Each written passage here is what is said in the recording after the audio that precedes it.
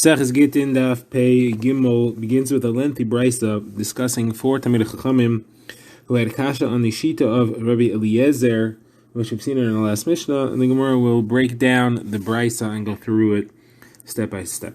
So let's remind ourselves the opinion of Rabbi Eliezer. We've seen a discussion if somebody divorces his wife and he says, "You're divorced from me, and you're mutter to everyone except for one person." And we saw a machlokas between a brisa and a Mishnah as to whether he's saying al tanai you don't marry that person, or he's saying you're not divorced from me relative to that person. Either way, the idea is that she's mutter to everybody except for this one individual, and Rabbi Eliezer says that that's a good gerushin, it's a valid divorce and it works. Gemara says that after the death of Rabbi Eliezer, four Talmidei Chachamim came in to argue against that opinion, and they were Rabbi Yossi Hagli, Rabbi Tarfon, Rabbi Elazar ben Azariah, and Rabbi Akiva, and they each spoke up one by one. And the first one was Rabbi Tarfon. He said that what would happen if the one person who she is usher to marry, who she's not divorced from her husband relative to him, if she falls to yibum to that individual, that is, she marries his brother, he dies without children, she falls to yibum, that means that she is forbidden to do the mitzvah deraisa of yibum. How can the Torah set up a situation in which you have a valid divorce that forbids you from being a mitzvah deraisa of yibum? Can't be. Therefore, this can't be a valid divorce. That was Rabbi Tarfon's kasha. Rabbi Yossi Haglili said, how do you ever find where someone becomes fully mutter, except, or fully aser, except? You don't find those things. So we saw Rabbi Elazar said his shita as a kedushin with one exception as well. So you don't find these things anywhere, and therefore this cannot be the kedushin or the krisus that the Torah was referring to. Rabbi Elazar ben Azariah said the Torah talks about krisus, that means separation, cutting off. It has to be something which completely separates the husband from the wife. In this situation, the husband still has a hold on her. He still has a restriction on her lifestyle for the rest of her life. And it is forbidding her from marrying someone. So that's not a krisus. This is not what the Torah was referring to. And that was Elizabeth Azariah's kasha. Rabbi Akiva said, think about it. Let's say she goes and she marries someone else, and then she has children with him, and then she gets divorced from that person or he dies, and she goes and she marries the one that she was forbidden to marry. That would retroactively cancel her first divorce, which means that her second marriage, the one in between, was a marriage be'isr, and the children are mamzerim. How can you have the Torah making mamzerim retroactively? You can't have a type of divorce which creates mamzer. And therefore, this can't be the divorce that the Torah was referring to. Another kasha Rabbi Akiva asked, another version of what he asked, is, let's say the person that she was forbidden to marry, let's say the one who she's divorced from everyone except for him, is a kohen. And then her original husband who divorced her, he dies. Now, relative to everybody in the world, this woman is a grusha. She's divorced. Relative to that kohen, she's an almana. Because the kohen, she was never divorced or relative to him.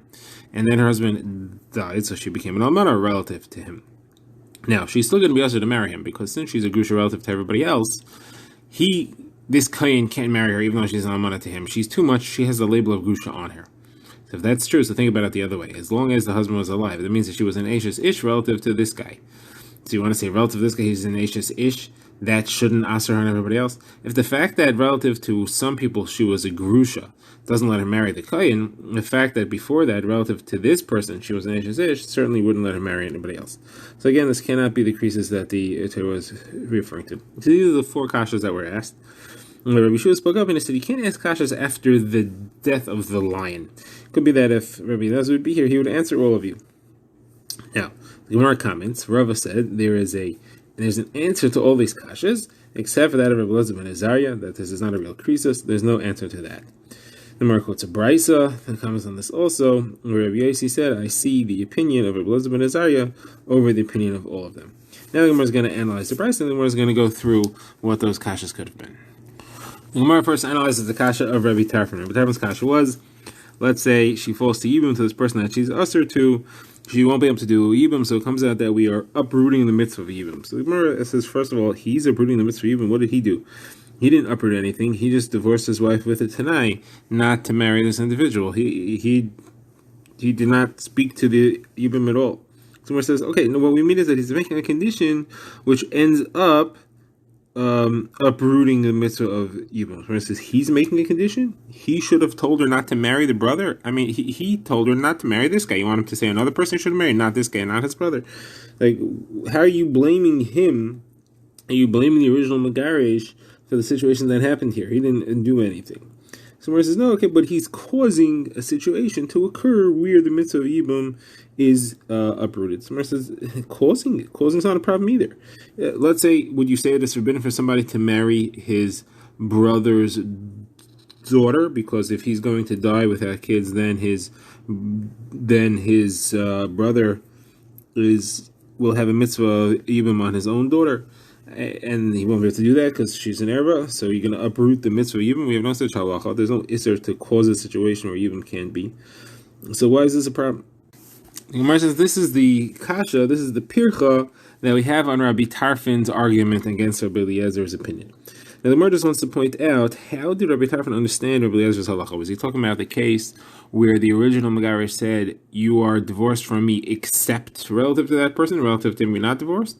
Or was he saying you're divorced from me on the condition you don't marry that person? So the Gemara says it has to be on condition. Because if it would be except, we wouldn't have an issue here. Rabbi Tarfon's kasha wouldn't apply at all. Why? Because Rabbi Eliezer has a halacha that says that if he said chutz, if he said except, that means he said you're divorced from me except for relative to this individual, and then she goes to marry someone else, that breaks altogether this exception. Once that happens, the original marriage of the original Megarish is over. She's now married to someone else. And when she leaves him, if she gets divorced, or if he dies and makes her an almana, she's mutter to that person that she was originally usher to. So if that's the case, Rabbi Tarfon's kasha wouldn't apply at all, because in this case she married someone else. She married the brother of that person, and therefore the original partial divorce is totally voided.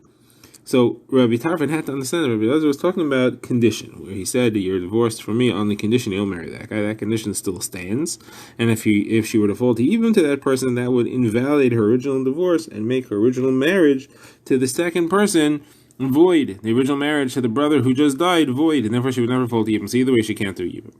Anyway, this was our analysis of Rabbi Tarfon's kasha. Now we get to Rabbi Haglili's kasha. So Rabbi Haglili had asked, where do we find that you matir something, but only partially, only to some and not to others?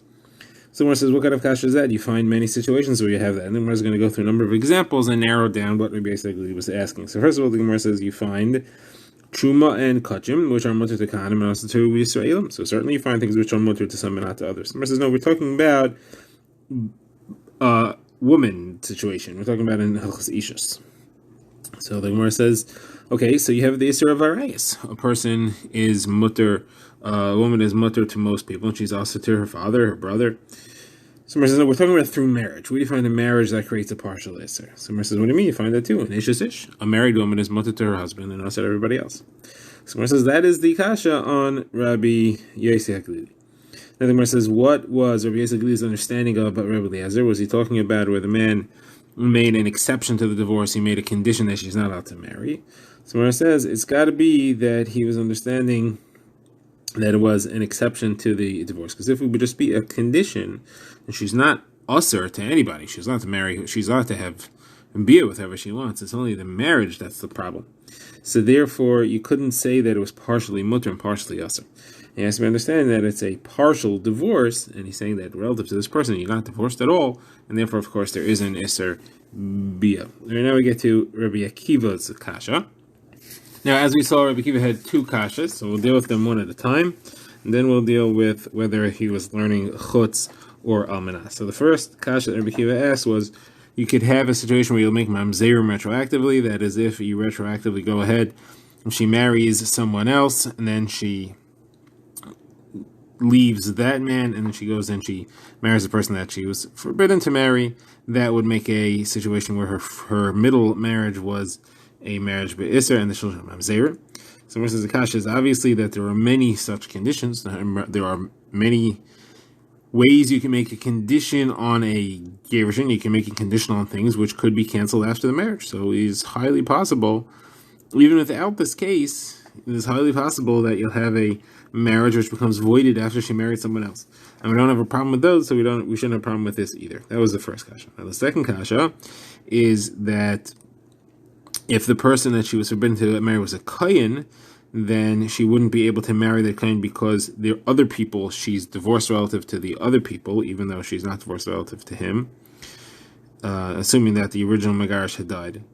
And therefore, when she's an Ashes Ish relative to him, she should certainly be forbidden to everybody else. So the kasha on this, the Gemara says, is that Kehanim are different. You can bring a raya from an Isser Kahuna. Isser Kahuna is a much different level of Isser than the Isser Ashes Ish. So it says, how could that be a kasha? Rabbi Elazar, according to one opinion we saw on the last daf, Rabbi Elazar's whole makar of his halacha that you're allowed to make a partial divorce, that came from a pasuk talking about kahanim. So if you're going to learn kahanim are different, you can't compare kahanim to everything else. Then Rabbi Eliezer doesn't have a makar in the first place. The Gemara says no. This is going with the other makar, not bringing the pasuk of kahanim. The pasuk of kahanim, which we saw before, was isha gusham isha, but we're going to go with the other pasuk, Rabbi Yanai, where it said that she could only be divorced relative to one individual. Now, the Gemara wants to know these two kashas. Are we learning that Rabbi Eliezer was saying that she's divorced except for this person, or she's divorced on condition she doesn't marry this person? So the Gemara says it's actually going either way. And the two kashas, one goes with one and one goes with the other. The first kasha, which we discussed, which is that there'll be a tanai that will be canceled. So that's obviously learning that it was a tanai, because tanai is the only situation where you could say that it'll cancel retroactively. If it would be chutz, as soon as she marries someone else, that whole chutz is over. As we said before, we had a brisa that said that Rabbi Yosef agrees that as soon as she marries another person, the original exception to the first divorce is over. That ends and she's mutter. Since this whole kasha here was if she's going to marry someone else in between the first kasha, then there's no issue. Now, so therefore it has to be assuming almanas and not chutz. Now the second kasha though is assuming chutz and not almanas, because the whole kasha was to say that if the person that she was forbidden to marry was a kohen, and then the original megarish dies, then relative to that kohen she's an almana and not a grusha. If it's almanas,